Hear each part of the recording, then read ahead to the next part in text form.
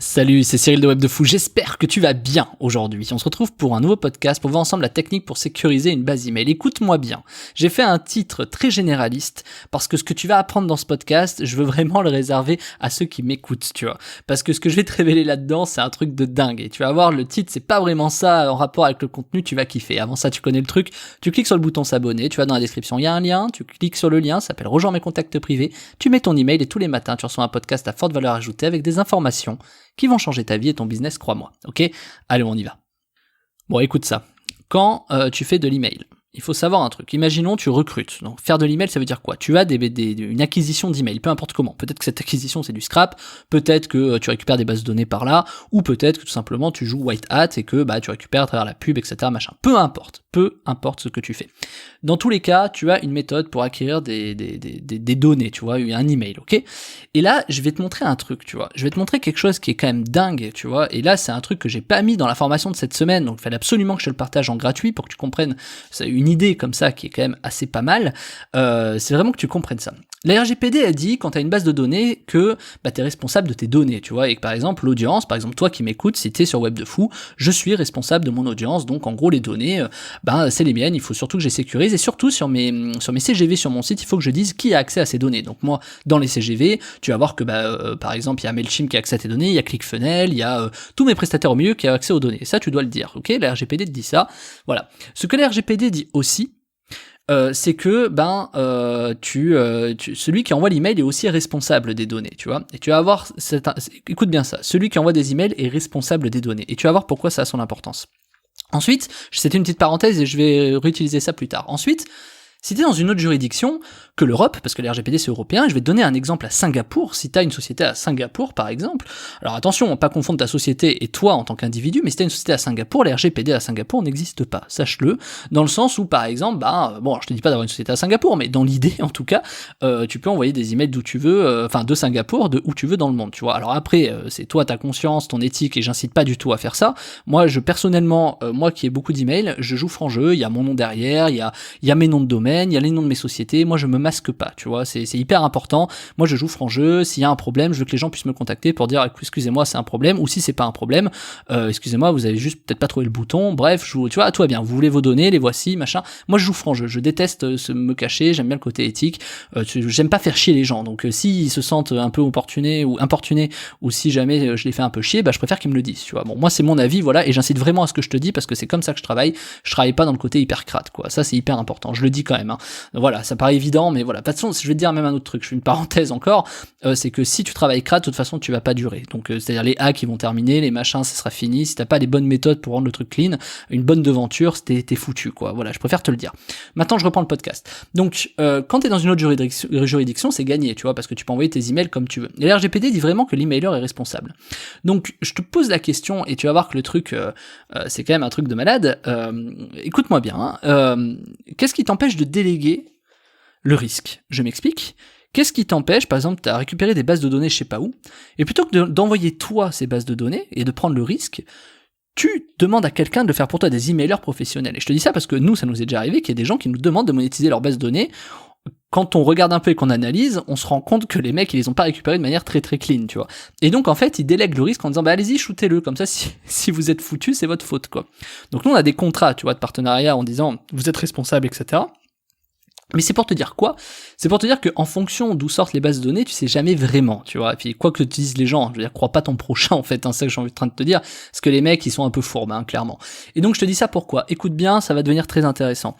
Plutôt que d'envoyer une base de données, tu récupères une base de données tombée du camion, je sais pas, t'as peut-être 50 000 ou 400 000 emails, et tu sais pas quoi en faire. Et du coup, tu te dis, peut-être que plutôt que d'envoyer un email, tu sais quoi, je vais faire confiance aux pros et je vais leur donner cette base de données email pour que eux fassent de l'argent. Et moi, je leur demande de l'argent en contrepartie. Comme ça, c'est pas toi qui prends le risque et comme ça, toi, t'as pas de problème et t'es pas emmerdé. Tu vois ce que je veux dire ? Comme ça, c'est eux qui envoient l'email. Pourquoi je te dis ça ? Parce que moi, en tant qu'emailer, je suis responsable des données que j'envoie et que quand le mec se plaint parce que je sais pas, il a peut-être pas demandé à recevoir des emails, c'est à l'emailer qui s'adresse. C'est pas au mec à qui il a donné la base de données et c'est à l'emailer de justifier d'où ça vient. Et si le mec il t'a pas donné de justif, c'est l'emailer qui est responsable.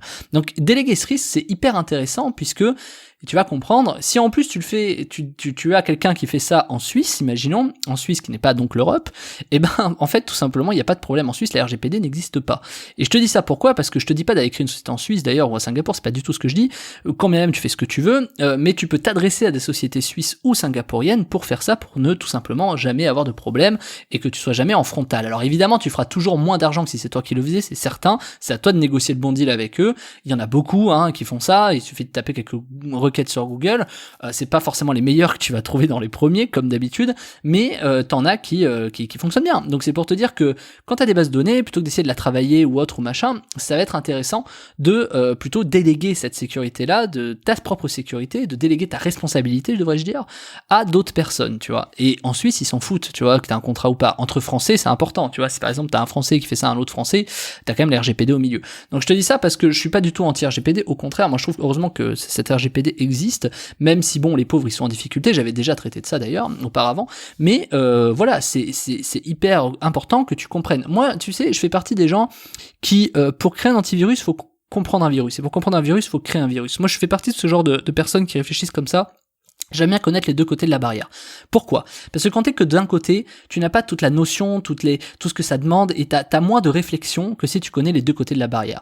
Donc c'est hyper important, par exemple, de connaître le légal et l'illégal. Par exemple, la légalité, pour que les gens, les juristes qui apprennent la légalité, ils sont obligés d'apprendre l'illégalité. Quelles sont les choses illégales, pourquoi, comment les gens font, quels sont leurs systèmes, c'est hyper important. Et moi, je pars exactement de ce principe, c'est hyper important de savoir comment et pourquoi les gens ne respectent pas certaines choses et comment tu peux faire pour le combattre. Moi j'aime bien les deux côtés de la barrière. Après, c'est toi qui choisis de quel côté de la barrière t'es. C'est individuel, c'est propre à soi. C'est toi qui choisis avec ta bienveillance et ton éthique si tu te situes du côté bien ou du côté mal. Clairement, c'est ton éthique, bien que le bien et le mal, je veux dire, c'est très subjectif, mais c'est pour te dire que c'est toi qui choisis de quel côté de la barrière t'es. Donc moi je peux te donner un maximum d'infos comme ça, tu vois. Je vais essayer de te donner, que tu comprennes un peu comment ça fonctionne. Pourquoi par exemple ta boîte mail des fois t'es un peu spammé et que tu te dis bah tiens, putain je comprends pas, j'ai beau me plaindre, j'ai beau machin, j'ai beau truc, je reçois encore des emails.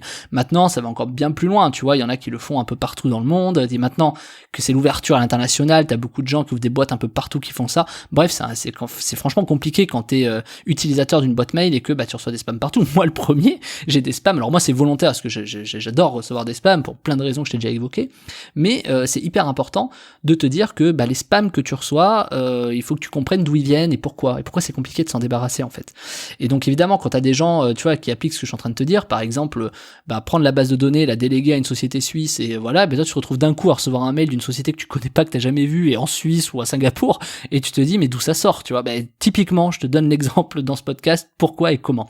Et c'est très intéressant comme système parce que ça te permet vraiment de montrer que c'est une faille de la RGPD en fait, c'est une faille de tout ça, c'est de dire bah ouais, quand t'es dans une autre juridiction, bah c'est compliqué d'aller te chercher. Donc qu'est-ce qu'il faut? Bah il faut que forcément les gens aient des contacts, mais quand t'es sur internet, des contacts ça va vite. Donc en fait, c'est tu vois ce que je veux dire? Ce que j'essaie de t'expliquer, c'est que si par exemple t'as des emails récupérés, en scrappé, en machin, etc., et que t'as peur de les envoyer, alors déjà si t'as peur, je t'ai fait la formation qui s'appelle légaliser ces emails récupérés sur internet, c'est la formation qui est en description, tu cliques dessus et je t'explique comment tu peux légaliser entre guillemets tes emails. Je dis entre guillemets parce que c'est bien sûr que ça les légalise, mais tu les rends opt-in pour toi et comme ça tu seras intouchable côté RGPD. Je t'explique en fait comment être RGPD friendly avec une base de données que t'as récupérée ailleurs.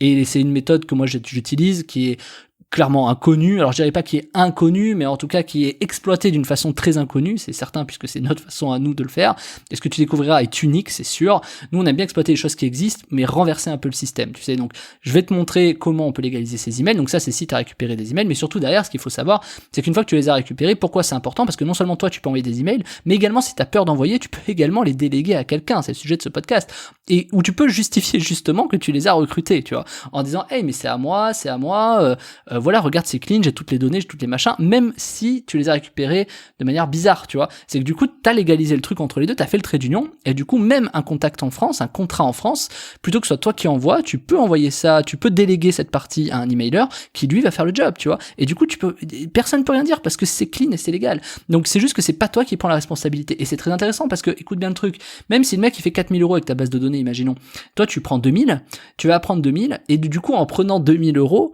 eh ben, si tu multiplies ça par 10 personnes comme lui qui vont monétiser ta base, tu vas faire 20 000, mais pire, tu vas faire 20 000 en passif, t'auras rien à faire, et en plus sans risque, parce que ta base aura été complètement légalisée grâce à la formation, et en plus parce que eux auront pris le risque. Donc en fait, tu peux aller aux Seychelles, quoi. Tu vois ce que je veux dire? Alors évidemment, je vais pas t'expliquer, enfin j'ai fait une autre formation que tu pourras regarder qui s'appelle 50 000 emails par jour et c'est à 100% assuré, mais c'est pour te montrer que, tu vois, il y a des façons, encore une fois, de penser. T'as vu toute la semaine, là, j'ai traité un peu de ça, c'est de te dire qu'il y a des façons de penser toujours différentes, toujours un peu plus loin, toujours aborder le système d'une autre façon. Pour te dire que finalement, oui, tu vas pas faire 15 000 euros par toi-même, tu vas peut-être faire que 10 000, mais tu vas faire 10 000 parce que tu auras délégué à 5 personnes qui auront fait 2 000 euros, pardon. Du coup, tu vas faire 10 000 en passif. Et nous, ça, on le fait énormément. Quand on a nos bases de données, quand on recrute, alors à part Web de Fou, parce que c'est vraiment différent, moi, tu vois, j'y tiens, je fais un truc différent à côté, mais quand on a des bases de données qu'on récupère, on fait de la rencontre en ligne, machin, etc., qu'on délègue ces bases de données à d'autres personnes, etc., machin, que ce soit en Suisse, que ce soit en France, avec des contrats, nous on est hyper clean, y a pas de sujet, mais c'est pour te dire que du coup, t'as du revenu passif qui tombe en mode, tiens, lui il me file 2000, lui il me file 2000, parce qu'ils prennent tes bases de données pour le faire. Et je veux pas, beaucoup de personnes, mais ce sera pas le sujet de ce podcast, se disent, oui, mais moi je vais pas donner mes fichiers clients, etc., bien sûr qu'il faut le faire, pour les raisons que je t'ai expliquées cette semaine, il a besoin d'un frigo, mais il a aussi besoin d'une paire de chaussures, etc. Tu écoutes les anciens podcasts, tu vas comprendre. Et du coup, si tu les as pas écoutés. Donc du coup, bien sûr que c'est pertinent de faire ça, tu vois. Et donc en plus, c'est pas toi qui prends le risque. Les gens te payent pour ça, toi tu as juste eu la donnée que tu redonnes en fait, tu vois, enfin que tu vends comme un fichier client, et du coup, qui est ton fichier client parce qu'il a été légalisé grâce à la formation, et donc du coup, l'histoire elle est réglée en fait, tu sais quoi, tu bois un café et tu comptes les sous, et t'as même pas besoin de travailler, tu vois. Alors évidemment, les mecs en face, ils vont essayer de gruger un peu, tu vois, ouais, bon, parce que tu pourras jamais vraiment vérifier combien ils font, mais de toute façon, s'ils font ça mal, je veux dire, à la fin, ils ont plus de source de trafic non plus que tu leur apporteras, donc tu vois, ça n'a pas vraiment de pertinence pour eux de mal jouer le jeu. Donc ce sera un autre sujet, mais c'est pour te dire que quand tu délègues un truc comme ça, tu travailles pas, tu gagnes un peu moins, mais par contre c'est passif quoi. Donc c'est vraiment quelque chose qui fonctionne. Moi je sais que c'est une retraite assurée par exemple ce système, voilà. Donc je voulais t'en parler comme ça pour te dire c'est un truc que j'avais pas mis dans la formation parce qu'elle est pas forcément pertinente par rapport à la formation. Je l'avais noté de t'en parler aujourd'hui. Il fallait absolument que je t'en parle si t'es infidèle. T'as vu que c'est pas vraiment la technique pour sécuriser une base email, c'est pas vraiment le sujet, mais un peu quand même, tu vois. J'ai vraiment voulu dédier ça pour les gens qui m'écoutent et pour les personnes qui sont fidèles parce que je sais qu'aujourd'hui notamment le week-end, il y a moins de personnes qui écoutent, je le vois dans les stats, donc c'était vraiment pour te donner cette valeur ajoutée là. Donc j'espère que t'as kiffé, et bien sûr, si tu veux apprendre à légaliser tes emails, je t'ai laissé la formation en description, attention, le prix il augmente demain à 23h59, il double, et parce que la formation est vraiment trop puissante, donc je t'explique comment légaliser des emails récupérés sur internet, je t'explique toutes les méthodes pour qu'ils soient à toi, les rendre opt-in RGPD friendly, qu'elles soient clean, propres, qu'on puisse jamais rien te dire dessus, tu vas voir, c'est hyper facile quand tu sais comment il faut faire, et je t'explique tout, je te montre tout dans la formation, je te laisse cliquer sur le lien, ça s'appelle légaliser ses emails récupérés,